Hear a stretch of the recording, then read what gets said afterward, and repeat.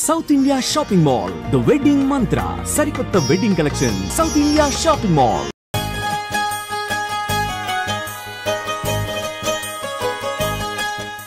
అందరికీ నమస్కారం. సిరివెన్నెల సీతారామ శాస్త్రి గారు. ఆయనది జగమంత కుటుంబం, కానీ ఏకాకి జీవితం కాదు, ఏకాంత జీవితం. ఆ ఏకాంతంలోంచే ఎన్నో పాటలు పుట్టుకొచ్చాయి, ఎన్నో భావాలు ప్రవహించి మనందరి మనసుల్ని హత్తుకున్నాయి. ఊహకందిని ఎన్నో కావ్యాలను మనం చూసాం. ఇప్పుడు అవే మన వెంట ఉంటాయి, తోడై నీడై. సీతారామ శాస్త్రి గారి ఎన్నో పాటలని స్మరించుకుంటూ కొనసాగుతున్న ఈ సిరీస్లో ఈ వారం చాలా ప్రత్యేక అతిథి ఐ డ్రీమ్ స్టూడియోస్కి వచ్చారు. నేపథ్య గాయనిగా, మరీ ముఖ్యంగా సీతారామ శాస్త్రి గారి కుటుంబానికి చాలా సన్నిహితురాలైన సింగర్ ఉషా మనందరికీ సుపరిచితురాలు. శాస్త్రి గారి పాటలు ఎన్నో పాడారు ఉషా. అండ్ ఇవాళ ఆ పాటలు వెనకుండే కథలు శాస్త్రి గారితో తన అనుబంధాన్ని పంచుకోవడానికి వచ్చారు. Usha, thank you so much for coming here. Thank you Swapna. ముందుగా నేను చెప్పాల్సింది ఏంటంటే, ఆయన గురించి మాట్లాడే స్థాయి కానీ అర్హత కానీ నాకు లేదు. అదృష్టం ఉంది అని మటుకే చెప్పగలుగుతా. ఎందుకంటే ఆయన రాసిన పాటలు పాడే అదృష్టం నాకు దక్కింది. అండ్ ఆయన గురించి ఈరోజు నిజంగా మాట్లాడే అర్హత లేకపోయినా, బికాజ్ ఆ పాటలు పాడే అదృష్టం వల్ల ఈ అదృష్టం కూడా కలిగిందేమో ఆయన గురించి మాట్లాడడం అనిపిస్తుంది. ఉషా, నీ పాటలో ప్రత్యేకత ఒకటి అందరూ అంటే శ్రోతలుగా చెప్పే మాట ఇది. చాలా సుస్పష్టంగా, అంటే చిత్రమ్మ గారు ఎలా అయితే, సుశీలమ్మ గారు ఎలా అయితే కొన్ని పునాదులు వేశారు, ఆ స్పష్టంగా పదాలను పలికే ఆ రేర్ గిఫ్ట్ ఒకటి. రెండోది, జిలుగులు పలుకులు చాలా క్లియర్గా, క్రిస్టల్ క్లియర్గా ఉంటాయి. సో శాస్త్రి గారి పాటలు పాడడం కూడా మరొక అదృష్టం, ఎందుకంటే ఆ సాహిత్యాలు అంత గొప్పగా ఉంటాయి. నీకు శాస్త్రి గారితో ఉన్న అనుబంధం ఎలా మొదలైంది అసలు? నేను పాటలు ఫిల్మ్ ఇండస్ట్రీలో పాడినప్పటి నుంచి ఐ థింక్ మొట్టమొదట నాకు బాగా పేరు తెచ్చిన పాట నే తొలిసారిగా, తర్వాత తూనీగా, ఆ తర్వాత మనసంతాను వేలో టైటిల్ సాంగ్. ఇవన్నీ శాస్త్రి గారు రాసి ఆ పాటలన్నీ రాశారు. అండ్ ఆ పాటలు ఇప్పుడు వింటున్నా కూడా ఎవరైతే అంటే ప్రేమలో ఉండే వాళ్ళకందరికీ కూడా ఆబ్వియస్లీ ఆ సాంగ్స్ అన్నీ కూడా అప్పట్లో బాగా రీచ్ అయిన సాంగ్స్. అవును. అండ్ ఆ పాటలలోని meaning it's such great feeling అసలు ఆయన దగ్గర. అండ్ ఎన్నిసార్లు ఆయన్ని కలిసినా కూడా, అంటే నాకు ఆయన బర్త్డే సందర్భంగానో లేకపోతే విశ్వనాథ్ గారి ఇంట్లో కొన్ని సందర్భాల్లో శాస్త్రి గారిని కలిసే అదృష్టం కలిగింది. అప్పుడు ఎప్పుడు ఆయన నన్ను కలిసినా కూడా చినుకు తడికి పాడు అని అనేవారు. సో నేను పాడిన పాటలలో ఐ థింక్ చినుకు తడికి ఆయనకి చాలా ఇష్టమైన పాట. అండ్ అందరూ పాడిన పాటలు కూడా నీ చేత పాడించుకున్న సందర్భాలు నేను చూశాను చాలాసార్లు. కొన్ని పాటలు ఇది పాడమ్మాయని, ఆయన పాట ఇంత హాయిగా ఇంత బాగుందా అని ఆనందపడిపోయేవారు. రైట్. సో ఏదైనా రికార్డింగ్కి శాస్త్రి గారు వచ్చారా? అంటే నీకేమైనా గుర్తు అలాంటి సందర్భం ఉండిందా?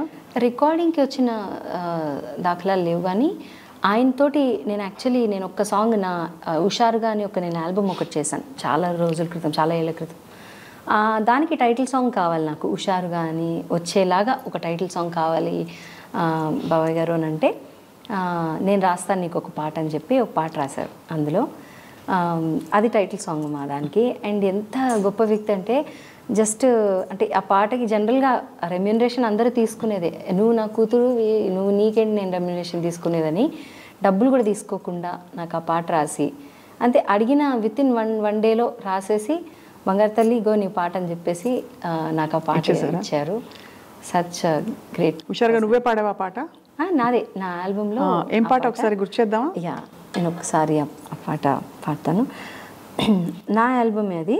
అంటే అది టైటిల్ సాంగ్ లాగా అంటే ఎలా అంటే, అందులో 6 సాంగ్స్ చేశాను. అందులో ఫస్ట్ సాంగ్ శాస్త్రి గారిని అడిగితే అలా రాసి పెట్టారు. కానీ ఆ హుషారుగా ఆల్బమ్కి మ్యూజిక్ డైరెక్టర్ ఎవరు?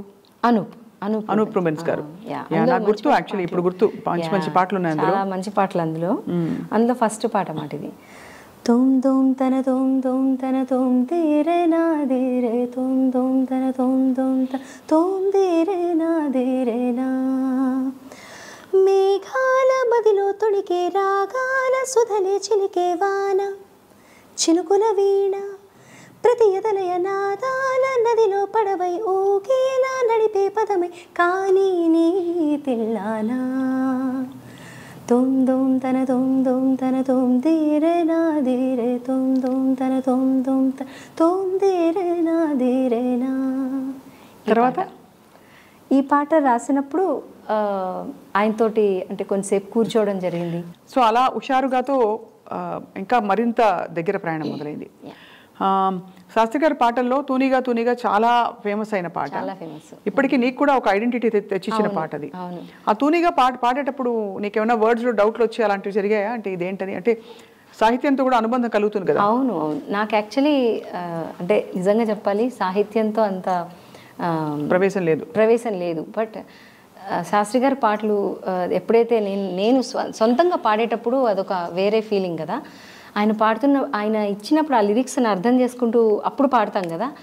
అరే కొత్త పాటని అంత అంటే ఆ మీనింగ్ని అంత బాగా ఆయన అంటే పామర్లకు కూడా అర్థమయ్యేలాగా రాసేవారు. సో ఐ ఫెల్ట్ అదే ప్రత్యేకత అనిపించింది నాకు. అండ్ తూనిగా పాడేటప్పుడు అసలు ఆబ్వియస్లీ లిరిక్స్ తెలిసిందే. నీకేం చెప్పారు ఆ పాట పాడేటప్పుడు ఆర్పి పట్నాయక్ గారు? చిన్నపిల్లలు ఇద్దరు చిన్నపిల్లలు పాడుతున్నారు ఈ పాటని. సో కొంచెం చిన్నపిల్ల వాయిస్ పెట్టి పాడమని చెప్పారు.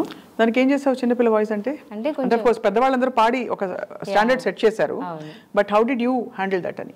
అంటే కొంచెం థిన్ వాయిస్ చేసి కొంచెం అలా అంటే ఇమిటేషన్ కొంచెం ఒక బిట్ వచ్చు కాబట్టి కొంతవరకు అలా ఒక 4 లైన్లు సినిమాలో పాడినట్టు.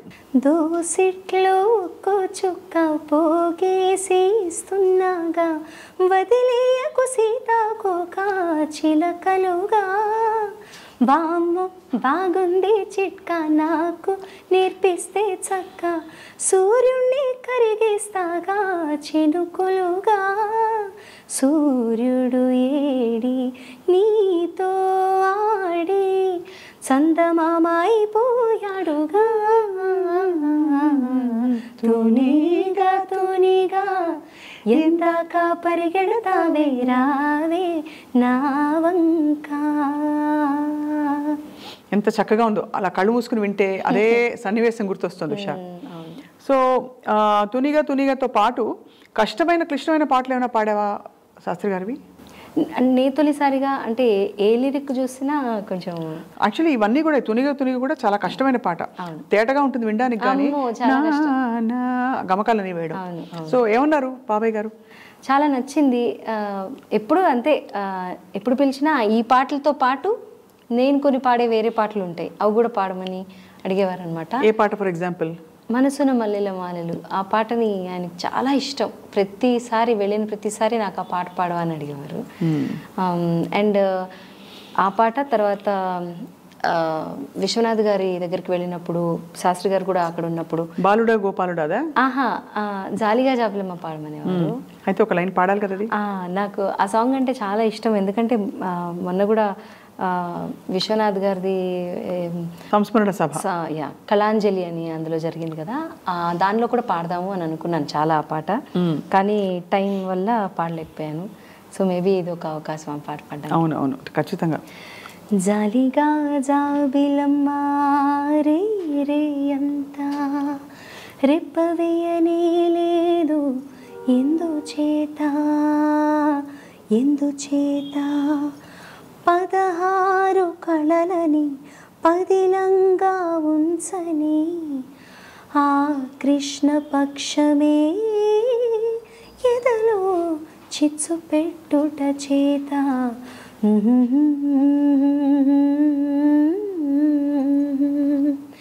కాటుక కంటి నీరు పెదవులనంట నీకు చిరునవ్వు దీపకళిక చిన్నబోనీయకు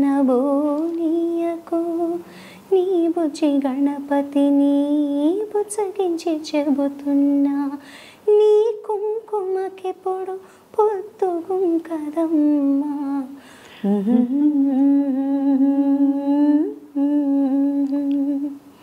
సున్ని పిండిని నలిచి చిన్నారిగా మలచి సంతసాన మునిగింది సంతులేని పార్వతి సుతుడన్న మతి మరచి శూలాన మెడ విరిచి పెద్దరికం చూపే చిచ్చు కంటి పెనిమిటి ప్రాణపతి నంటుందా బిటగతి కంటుందా, ప్రాణపతి నంటుందా బిటగతి కంటుందా, ఆ రెండు కళ్ళల్లో అది కన్నీటి చితి, కాలకూటం కన్నా ఘాటైన గరళమిది, గొంతు నులిమి గురుతై వెంటనే ఉంటుంది, అటుపొటు ఘటనలివి ఆట విడుపు నటనలివి, ఆదిశక్తివి నీవు అంటవు నిన్నేవి, నీ బుచి గణపతిని బుజ్జగించి చెబుతున్నా, కంచికెళ్ళిపోయేవో కథలన్నీ.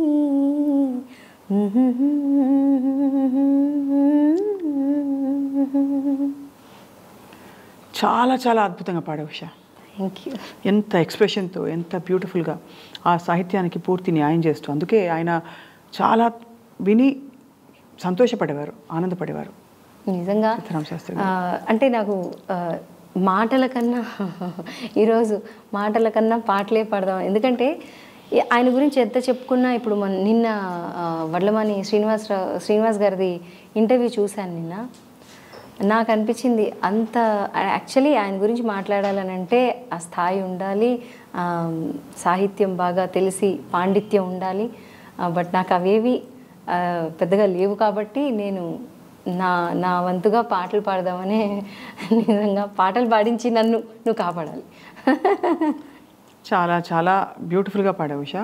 నీ భావం అర్థమవుతుంది, కానీ తప్పకుండా ఆ జ్ఞాపకాలు నాకు గుర్తు, నేను కూడా ఉన్నాను కాబట్టి చాలా సందర్భాల్లో. సో ఇంకొక చాలా ఇష్టమైన పాట శాస్త్రి గారికి, నే తొలిసారిగా కాకుండా కూడా 2-3 పాటలు ఉన్నాయి నీవి.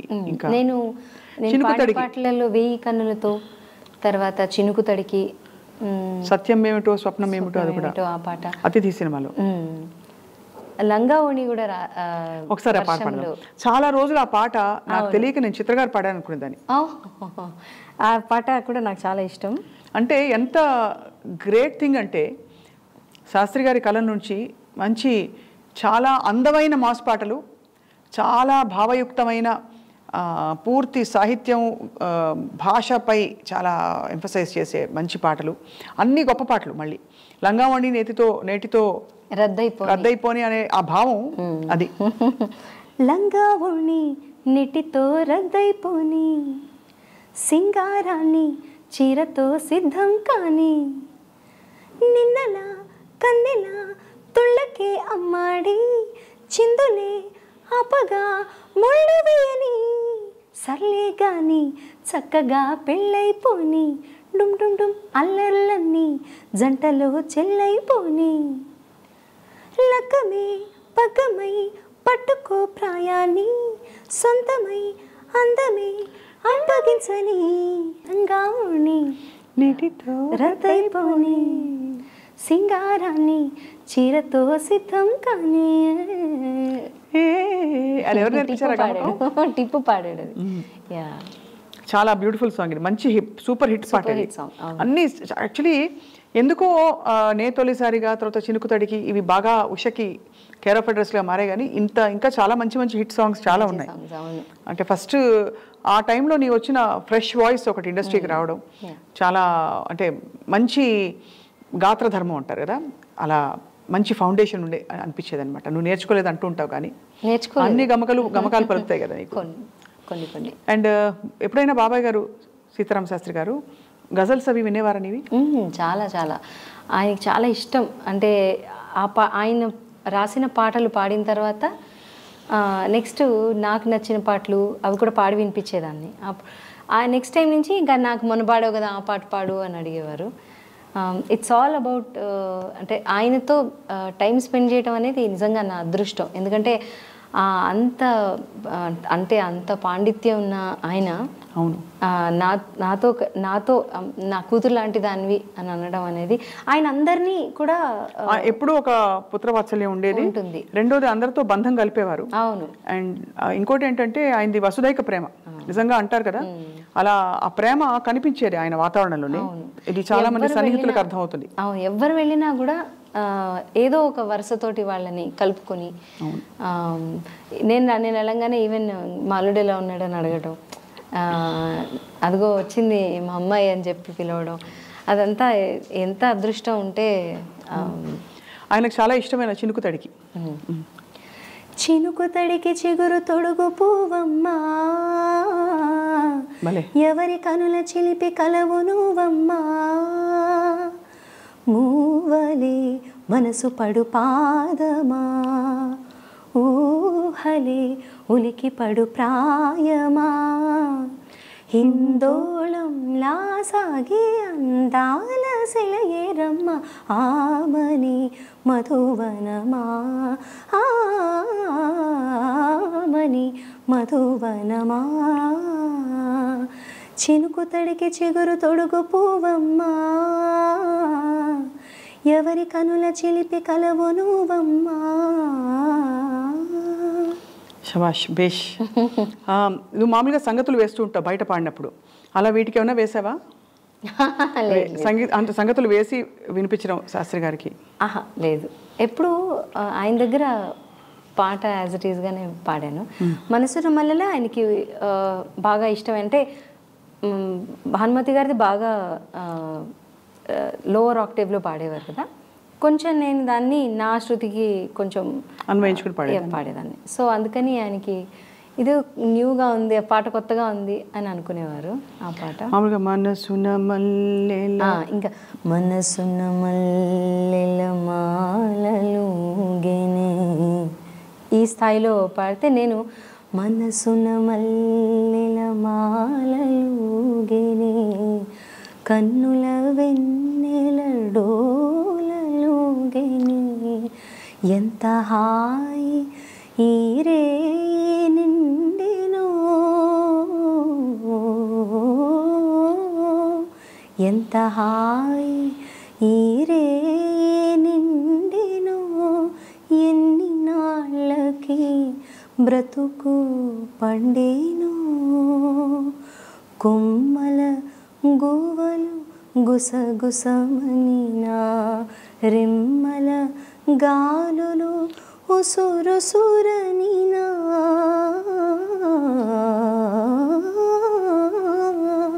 అలను కొలనులో గలగలమనినా, అలను కొలనులో గలగలమనినా, దౌల వేణువు సవ్వడి వినినా, దౌల వేణువు సవ్వడి వినినా, నీవు వచ్చేవని నీ పిలుపే విని, నీవు వచ్చేవని నీ పిలుపే విని, కన్నుల నీరిడి కలయ చూచితిని, ఘడియ ఏమీక విడిచిపోకుమా, ఘడియ ఏమీక విడిచిపోకుమా, ఎగసిన హృదయము పగులనీకుమా, ఎన్ని నాళ్ళకి బ్రతుకు పండెనో, ఎంత హాయి ఈ రే నిండెనో. శబాష్ శబాష్ శబాష్. ఈ పాట పాడినప్పుడు ఎంత హాయి ఈ స్టూడియో నిండెను, అంతే. ఈ పాట పాడినప్పుడల్లా ఆయన ఎక్స్ప్రెషన్, అది నన్ను పట్టుకుని బంగారు తల్లి అని అనడం, ఇట్స్ పూర్తి ఒక పాటని, కళాన్ని, ఆయన గళాన్ని, ఇంకా అసలు ఇంకా వేరే ఏమీ ప్రపంచం లేదు, అదే ఆయన ప్రపంచం. దాన్ని ప్రపంచానికి ఇవ్వాలి, లోకానికి ఇవ్వాలనే ఒక సంకల్పం ఉండే యోగి సిరివెన్నెల సీతారామ శాస్త్రి గారు. ఎప్పుడైనా పర్సనల్ అడ్వైస్ ఇచ్చేవారా? అంటే ఆయన ఒక అధికారంతో, మమకారంతో ఆయన తీసుకునేవారు బాధ్యత. ఎలా నువ్వు పాడాలి, ఇంకా ఇలా చేయి, ఇలా చేయొద్దు. నాకు ఫోన్ చేసి చాలాసార్లు కొన్ని ఇంటర్వ్యూలు నేను ఏమన్నా చేసినప్పుడు, ఈ ఆలోచన కరెక్ట్ కాదు, నేను ఏకీభవించిన ఇంటర్వ్యూలో మాట్లాడిన వ్యక్తి గురించి అని కొన్ని సందర్భాలు అన్నారు. అలా నీకు ఎప్పుడైనా సలహా ఇచ్చారు, ఇంకా పాడాలి తల్లి, ఎందుకు పాడట్లేదు? నన్ను ఎప్పుడు అనేవారు, నేను నిన్ను తీసుకెళ్తాను అంటే, నాకు రెహమాన్ గారి దగ్గర పాడడం ఇష్టం అని ఆయన దగ్గర చెప్పాను. నేను నెక్స్ట్ టైం రెహమాన్ దగ్గరికి వెళ్ళినప్పుడు నేను తీసుకెళ్తాను ఖచ్చితంగా, నువ్వు పాడాలి. అదేంటి తల్లి నువ్వు పాడకపోవడం ఏంటి అది ఇది అని నాకు ఎప్పుడు అంటే ఎంకరేజింగ్గా మాట్లాడేవారు, పాటలు అడిగి పాడించుకునేవారు అండ్ నాతో పాటు కలిసి పాడేవారు ఈ పాటలన్నీ కూడా. విశ్వనాథ్ గారి దగ్గరికి వెళ్ళినప్పుడు కూడా ఆయన ఒక పాట ఏదైనా చెప్తే కలిసి పాడేవాళ్ళం అనమాట. అంటే ఆయన పాడుతుంటే నేను పాడేదన్నమాట. ఫీమేల్ ఇట్లా కూడా పాడే పాటలు, చాలా పాటలు. సిగ్గు పూబంతి పాట యాక్చువల్లీ ఆ రోజు విశ్వనాథ్ గారిది యానివర్సరీ ఉండింది, పెళ్లి రోజు ఉంటే అందరం కలిసి నుంచుని, నేను ఆ పిక్చర్ కూడా షేర్ చేస్తాను, అందరం కలిసి నుంచుని వాళ్ళిద్దరు భోజనం చేస్తుంటే పార్టీ అంతా అయిపోయాక ఓన్లీ మేమందరమే ఉన్నప్పుడు పాడాము, అందరం కలిసి పాడాము ఆ పాట.